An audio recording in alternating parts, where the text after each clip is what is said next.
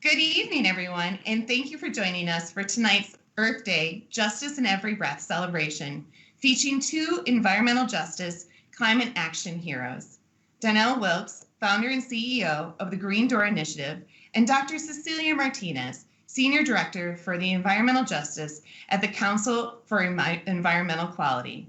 These formidable women have been fighting for equality and climate action for decades. And now they bring their passion and wealth of experience to this conversation. Welcome, ladies. Trailblazer, activist, academic, uh, just an EJ spokesperson and advocate. Now you're playing another role. Why don't you tell for our listening audience, describe what it means to be with the council, the White House Council for Environmental Quality. What is that division, that department? What is your role? Well, thank you, Donele. First of all, can I just say that when you said historic, I want to just emphasize historic in the sense that so many EJ community members, so many activists, so many trailblazers, so many folks who have been working on justice for and a healthy environment for all our communities. That this moment in elevating environmental justice to the White House level is really been a result of all their hard work. And I know many of the folks who have been active in the movement, who have been leaders in the movement, are no longer with us. And I just want to pay tribute to all of them, because we wouldn't be here today without their passion, commitment, dedication, and all the hard work that they put in to get us here. And so it is the moment is built on the backs of all the people who have been working towards this moment. It is a moment where for the first time, environmental justice is in a White House office in the Council of Environmental Quality, where we have an administration that is identified a whole of government approach to environmental justice. And what that means is, as important it has been for EPA and continues to be for EPA to hold environmental justice in the agency and to push on environmental regulation and environmental sustainability programs through EPA, we also know that environmental justice has housing components, energy components, health components, agriculture and food components. It's environmental justice, as we know, the definition is where we live, work, play, pray, and learn. And so for that reason, we need a whole of government interagency approach to environmental justice. And that's my role. My role is to help facilitate that, to make sure it happens, and to make sure that the investments that move forward with the administration really are prioritized for our vulnerable communities. Wow, thank you for that. And I'm with you on acknowledging those shoulders that we stand on, those that have gone on to be with the ancestors as well. So, Cecilia, what is your vision for your role, as this is an historic moment? The Biden administration certainly has done something that no other administration has done. How do you envision rolling this out? Mm-hmm. I think in a few ways. So first, one of the first things that you will see shortly, probably within the next month, is the establishment of a White House Environmental Justice Advisory Council. Again, a historic moment. The first time we will have EJ folks, EJ community members, EJ researchers, who will be advising the White House on this whole of government environmental justice approach.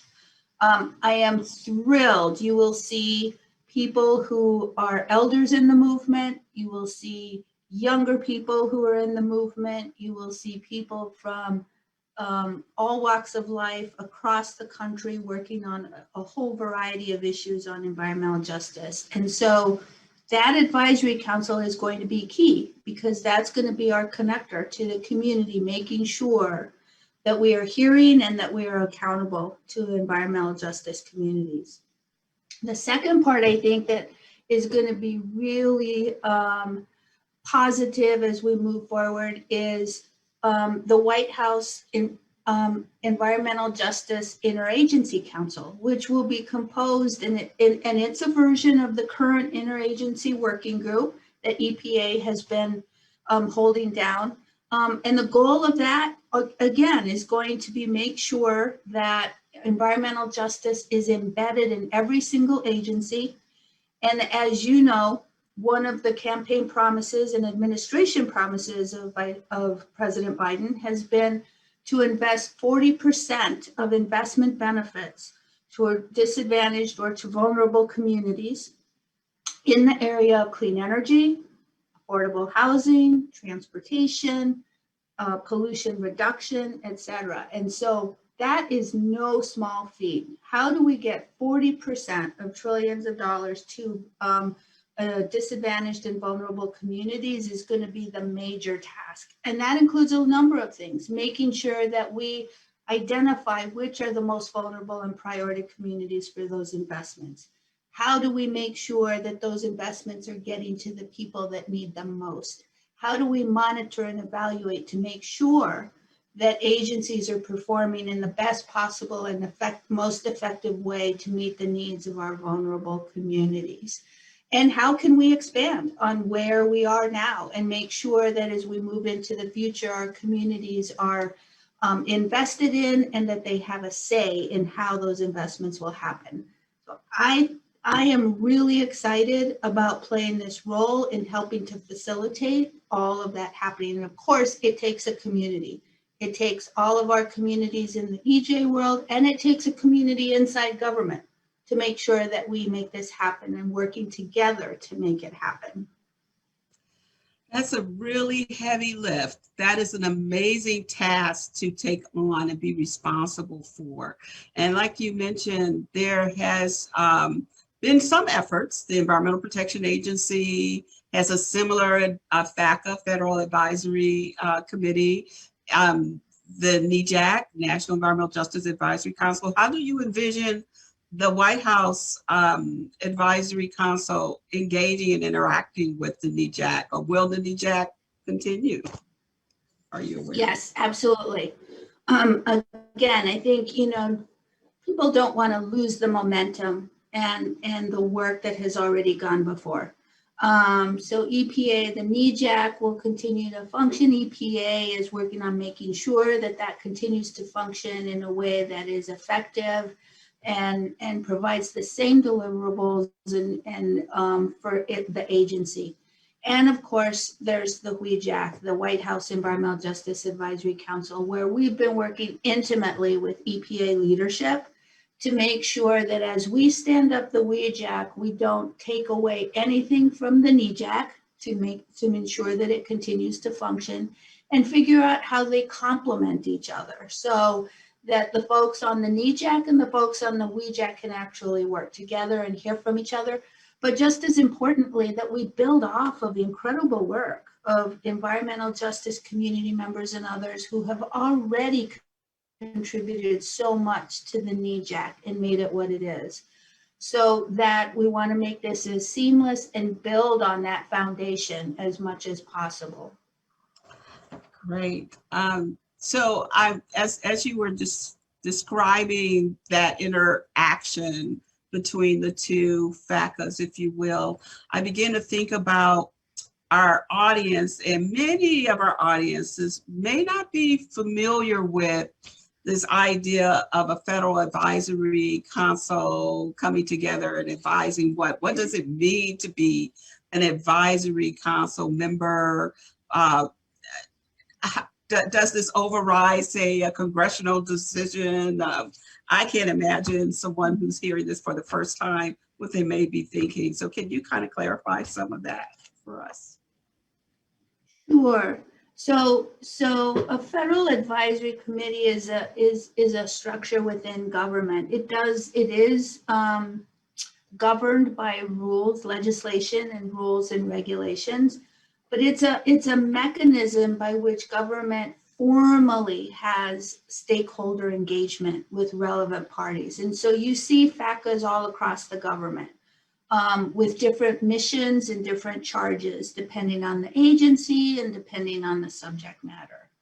But what is important about this particular one is that, as I mentioned before, it's the first time that environmental justice community members, environmental justice organizations, and researchers will be at the level that they are at, informing the highest level of government about EJ issues. And of course, it still has to be governed by the rules and regulations. So the recommendations it provides will go to the chairperson of the Council on Environmental Quality, and we are an executive office of the president. And so all the recommendations will be heard by the executive offices of the president and inform how EJ communities want to see things moving forward. I can't think of a higher level for EJ communities to be engaging with on their issues and making sure that their voices are heard. And there's, I think as we move forward, the agenda will be set by these important historic initiatives. How do we get 40% investment benefits to folks? What do EJ folks think it's the best way to do that? What are their thoughts on that? Climate and economic justice screening tool, decision-making tools that are being developed within government. How do EJ communities want to see those tools developed? How do they want to see them used?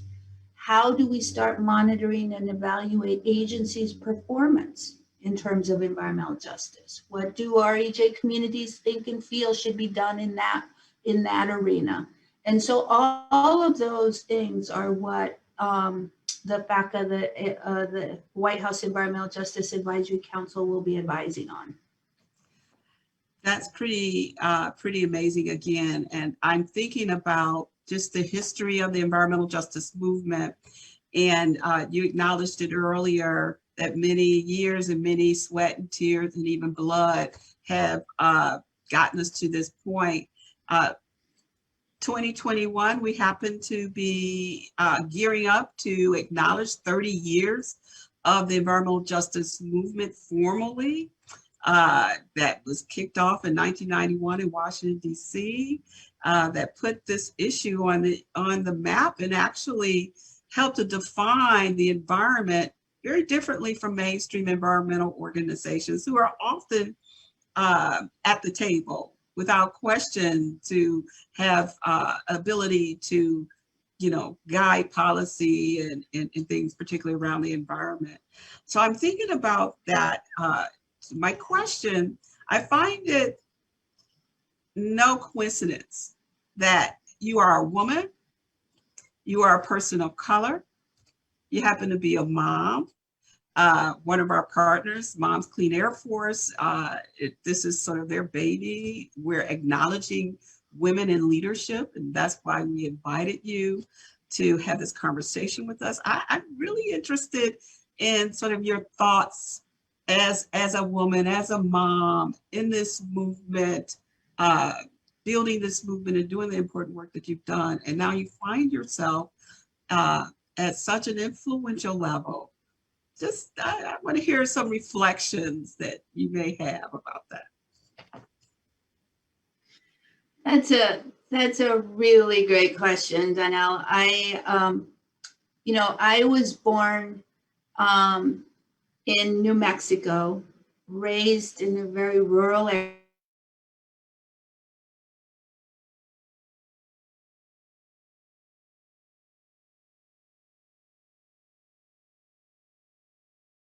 Had ever gone to college. That was quite an aspiration in and of itself. But I had a family and a community that were deeply entrenched, deeply knowledgeable. When you live in the mountains in a rural area, you have an intimate knowledge of earth, of all the ecosystems that make it up, and understanding, you know, our planet in a way that is just a part of your culture, that is a part of your way of life. I never would have imagined, I never could have even dreamed that, number one, people like me would be in these positions. And it is, again, a testament to all the people that have worked so hard to make this happen. You know, I know it's a cliche, but it isn't a cliche to say we stand on the shoulders of some incredibly strong folks, incredibly strong people. As a woman, you know, struggling, we all have had heartache. I've had my heartache throughout my life. My husband, my first husband, the husband of my firstborn, was killed in a motorcycle accident when my baby was 6 weeks old. Moving and understanding, how do we move forward with grief? How do we make sure to protect our families at the same time of making sure to stand as models for our children and our community and be strong in that way? That is what women have in their DNA. And what I'm proud to have been able to get from my grandmother, from my grandmothers, from my mother, from the women around me who just showed that strength, that no matter what, you persevere, because at the end of the day, while you are important, you serve the community. That is your role. You serve the community, and you get strength and you get value by that. And that's not to diminish yourself as a person by any stretch of the imagination. But that culture and those principles have guided me. And it is really exciting to see in this administration the diversity of people who have come in that can carry that, who have similar principles. When I am looking on a Zoom meeting and seeing the faces of color and the women of color and that Zoom in these Zoom boxes, it is amazing. And these are all people we know their commitment, their passion. And I think it just shows that we as a community have made it together, and we're going to continue to make it together. We're going to continue to make it better for all of our families.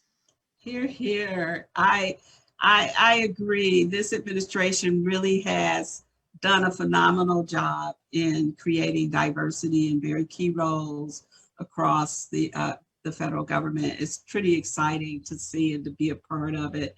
I'm sure for yourself has to elicit some really good feelings. I want to shift a little bit and talk a little bit about the kind of work that we're doing through the Climate Action Campaign, the work that we're doing around climate.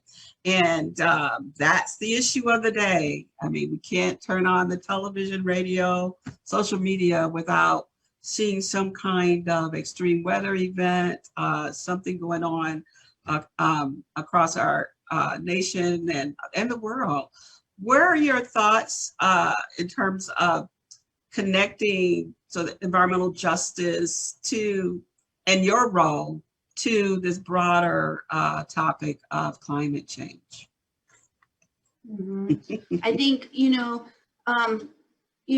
as I know you've heard our EJ folks say over and over again, environmental justice is climate justice. Climate justice is environmental justice.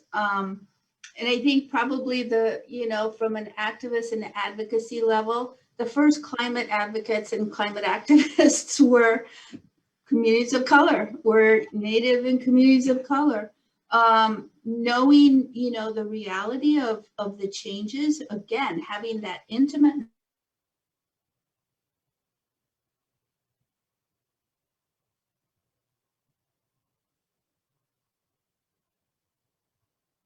not just to communities and to children and to families, but detrimental to our planet as well.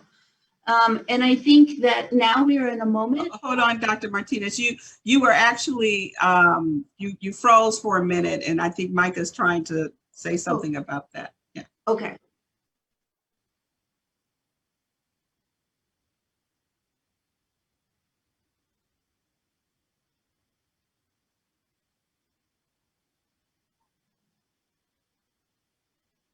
Sure. Okay, great. And so, no worries. So, Cecilia, I'm really curious about the issue of the day. We can't turn on the television, look at social media, or listen to a radio commentary without hearing something about some unusual weather event or some kind of crisis that we know may be linked to climate change. The science supports it. I'm curious about how you envision the environmental justice work and role, the WEJAC sort of having some influence around this administration's approach to climate. Absolutely. So, you know, as my environmental justice friends and peers state over and over again, environmental justice is climate justice, and climate justice is environmental justice.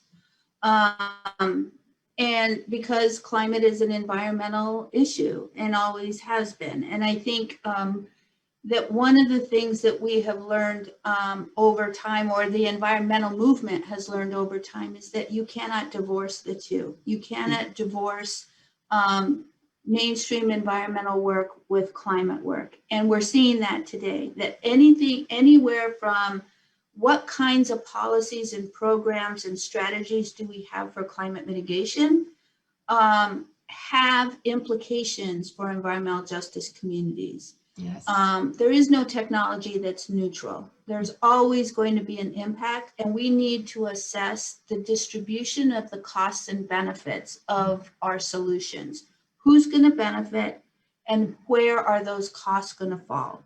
And I think that's a critical element that in my role, I need to keep bringing more research, analysis, but also community perspectives about that, so that the solutions that we build to deal with climate aren't ones that end up negatively impacting communities that have already borne the brunt of past environmental harm or climate change. And similarly, how do we build our resilience? How do we make sure that communities can withstand the climate impacts, whether they're impacts of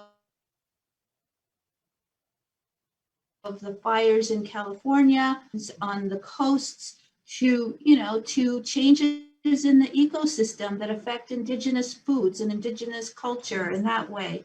We need to make sure that however we invest in our country to be resilient and strong, that we are investing in a way that is critically important to our most vulnerable communities. And so the two are tied together.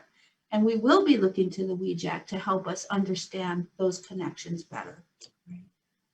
That's an awesome response to that particular question. It's a huge deal.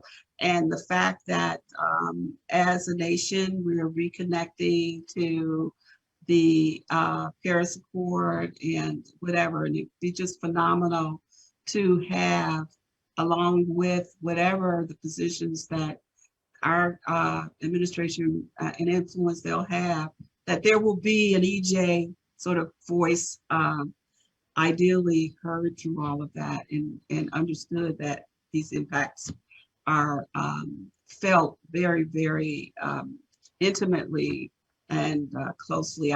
One of the things I talk a lot about is, and you mentioned it when you talked about it, environmental justice is where we live, where we work, where we pray, where we play, where we learn. That's the environment now is defined.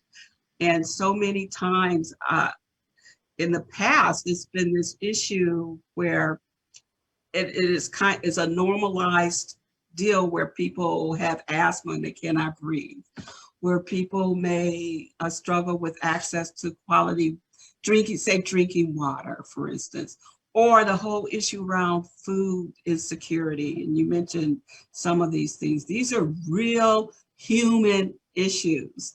And these are issues that our communities struggle with on a daily basis, quite honestly. So this idea of connecting the climate sort of policy and approach could help provide some relief. we recently just participated in a climate reality training as an organization. And it's mind-boggling the kind of impacts we really don't hear about on it in the news that people around the world are experiencing. It's probably too big of a question to ask, but I would like your opinion. Is it too late for us, you know, to find the answers and create some kind of strategy to stop the negative impacts of climate? What do you think? Yeah, well, you know, it's never too late. We have to act. We definitely have to act. And should we have acted 10 years ago? Should we have acted, you know, put the level of emergency at a higher level of our agenda? Yes. But we can't go back, and we have to act now. And I think one of the things, and I know you know this too, Donele, but I think one of the things that's really interesting in this moment is how communities and sectors, all different sectors, are coming together to say, yes, this is a problem. Climate change exists. We need to do something about it. Let's roll. And so, you know, I think for the first time, we have an incredible opportunity and alignment of different communities. Labor, we're eager to get in and jump and figure out how to solve this problem and to contribute in a way that's positive, both for working families across the country, but also for the planet. EJ communities in the mainstream environmental movement, you know, which historically had tensions about what were the solutions, yes, and whether equity in EJ was a fundamental part of climate change policy, now have come together and said, absolutely, we cannot just, you know, we cannot divorce the two.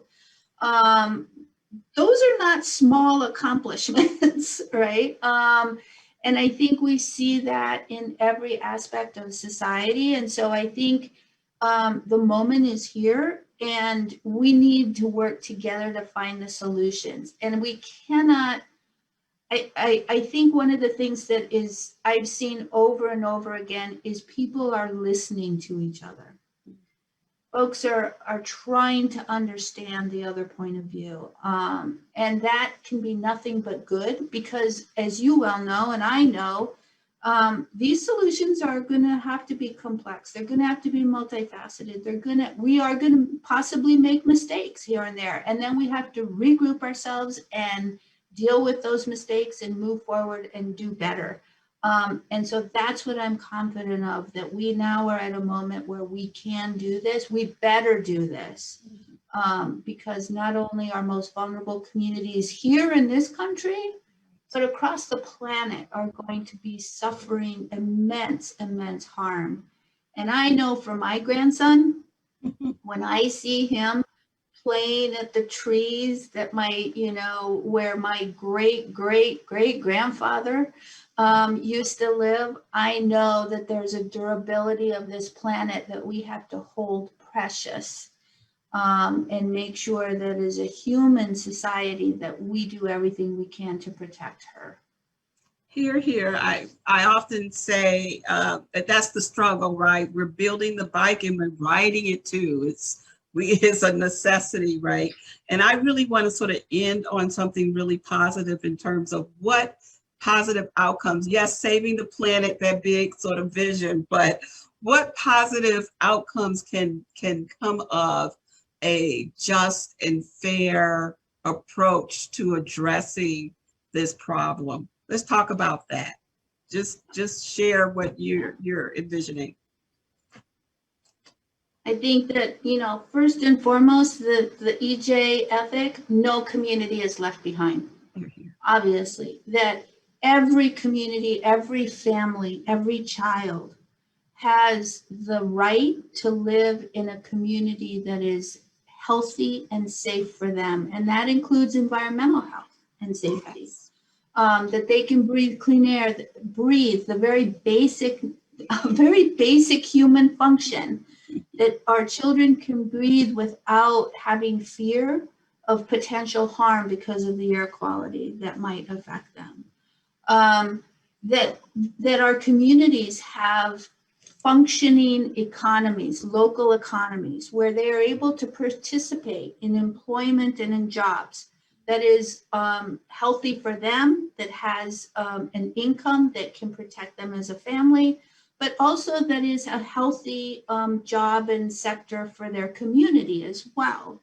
And then, of course, the linchpin in all of this is that we ground what we're doing in racial justice and racial equity. For far too long, we know that this has been the challenge of this country, and it is time for us to address that and make sure that when we look at what we're doing, we are looking at it at the lens of making sure that we are not doing harm to our brothers and sisters who are brown and Black, that we need to make sure that what is happening in those communities is our priority, and that we elevate everyone to have the kind of safety and the kind of health that everyone aspires to, and that is a fundamental right. So that is my vision, and I know it's a shared vision amongst many people, and I think we just need to get to work to make it happen so that it's a reality and not only a vision. I'm sorry for interrupting. I'm sorry. I love that vision, and I think about what I interpreted was no more sacrifice zones, no more sacrifice people. Simply because of the color of your skin, the way that you choose to worship, their zip code. No, wow. So Cecilia, my last question for you is about legacy. As we are acknowledging women, and this is March, this is the time that we like to take a moment to just think about the influences that women have had in our country and in our world. This is International Women's Month, History Month, or what have you. So here's this moment in time. And when you get to think back over your life, when you're done with this, what would you say? Envision what your greatest legacy, accomplishment, or whatever will be from this moment. Let's kind of end on that. Wow, that's an amazing question, Donele. I think, given this moment in time, that the legacy would be, and not just me, again, it's all of us working together. This is not a solo effort, that we will have marked a time.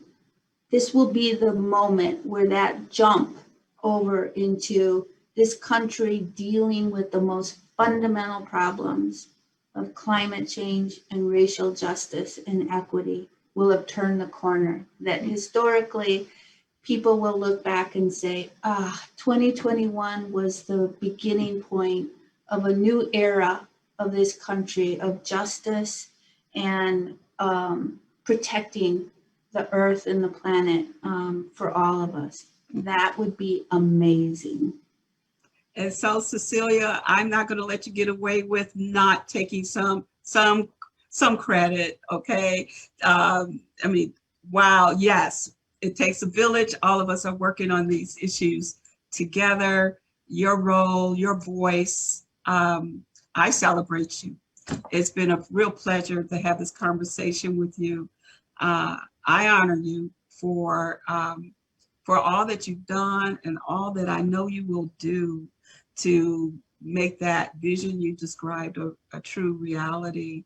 And I'm looking forward to reading the history books, and perhaps both our grandchildren will be able to open a book, or however they'll do it by the time they get to the level of just kind of looking back over decades, right? Who knows, there may be something very, very brand new about that, but that they will see your name, and they will see the names of other women leaders who took full advantage of this moment in time. So congratulations again for the awesome role that you've been selected to play. It's not by accident, it's because you bring so much to this moment. And I'm looking forward to all the work that's going to come out of that. Thank you so much, Donele. It is just an honor to be with you and to be in this movement together. Just with much gratitude for all that you've done and all that you still will do. I'm with you. So I don't want to prematurely end it. There are any final thoughts or comments you'd like to make? I want you to have the last word. All right. Oh, this has been wonderful. And it's just been wonderful to be able to talk with you, especially because, again, we've been doing this. This is part of the struggle. And it's, it's just an honor to be with you today. And likewise, my sister, likewise. Thank you. And that concludes our interview. Wow, what an incredible discussion between two amazing women. Thank you again for joining us, Dr. Martinez and Donele. Your passion and commitment and knowledge are an inspiration to us all. Thanks for joining us, everyone, and have a great night.